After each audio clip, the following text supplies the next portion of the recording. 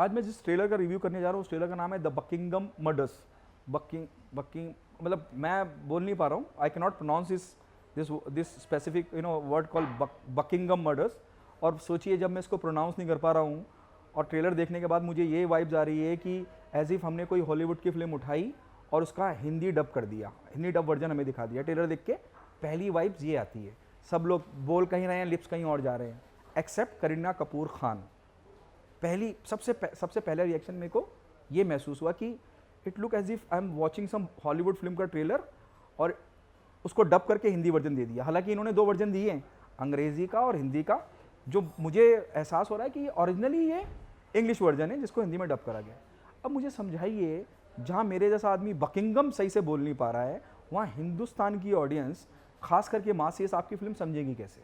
भाषा ही जब आपकी समझ में नहीं आ रही है और इतने अपसेट कट हैं ट्रेलर के अंदर, कहाँ से there is no connect in the trailer. आपको लगेगा नहीं कुछ कनेक्टिविटी हो रही है, सस्पेक्ट 1, सस्पेक्ट 2, सस्पेक्ट 3, सस्पेक्ट 4, फिर बीच बीच में 14 नवंबर पे इतना जोर डाला जा रहा है जैसे 14 November is a children's day. Children's day भी मैं सही से बोल नहीं पा रहा हूँ। तो सोचिए हिंदुस्तान की ऑडियंस कहाँ से कनेक्ट करेगी और कैसे देखेगी इस फिल्म को। 14 नवंबर और 14 नवंबर को इतना ज़्यादा कहा गया है, उसी दिन मर्डर हुआ है शायद, वो दिखाने की कोशिश करी गई है। मुझे दृश्यम की याद आ गई, 2 अक्टूबर हम गए थे, हमने पाव भाजी खाई थी। क्यों यार, मतलब why I feel bad about Hansal sir. मतलब एक इतने काबिल डायरेक्टर हैं और उन्होंने ये फिल्म डायरेक्ट की है। सिर्फ यही एक वजह मुझे लगती है फिल्म देखने की। और एक करीना कपूर खान खुद, वो भी एक बहुत बड़ी वजह है। She is one of the great actress we have in the industry. और उनका परफॉर्मेंस, उनकी टाइमिंग, मैं खैर बहुत छोटा हूँ उनके बारे में कुछ बोलूँगा कि वो कितनी महान एक्टर है, लेकिन इन दोनों का मुझे लगता है इन दोनों की काबिलियत कहीं वेस्ट सी लग रही है मुझे। यही 2 लोग हैं जो थोड़ा बहुत थिएटर तक लेके आ जाएंगे ऑडियंस को। अदरवाइज पूरा ट्रेलर आप, मुझे ये फील दे रहा है कि OTT की रिलीज थी, it's not a theatrical release, क्योंकि ये महज खास एक एडिट सोसाइटी के लिए बनाई गई फिल्म है, ये मुझे लगता है। This is my personal opinion, I don't know, you might be differ about my opinion what I am saying. तो मासिस को जब समझ में, क्योंकि करीना कपूर की या फैन फॉलोइंग की बात करेंगे तो मासिस इतना है, क्लासेस इतना है, तो वो क्लासेस आएगी कहाँ से, कैसे पहुँचेंगे audience?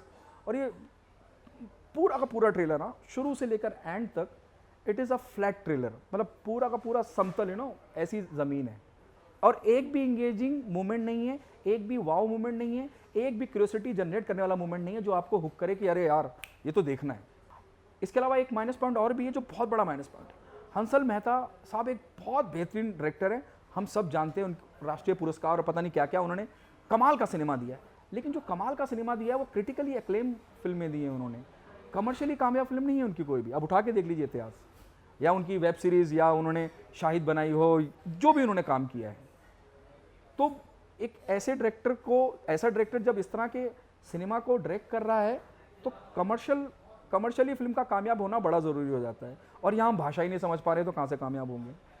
This is what I felt about the trailer and I feel कि ये वहाँ तक कनेक्ट नहीं कर पाएगा जहाँ कनेक्ट करना चाहिए था, और बिजनेस नहीं कर पाएगी ये फिल्म इंडिया में।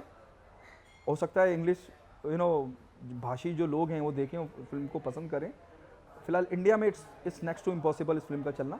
मेरी तरफ से इस ट्रेलर को 5 में से सिर्फ 2 स्टार, और वो 2 स्टार भी, 1 स्टार हंसल मेहता साहब के लिए, दूसरा स्टार करीना कपूर खान की प्रेजेंस के लिए। प्लीज़ चैनल को लाइक करें, सब्सक्राइब करें। फिलहाल के लिए इतना ही, अल्लाह हाफिज़।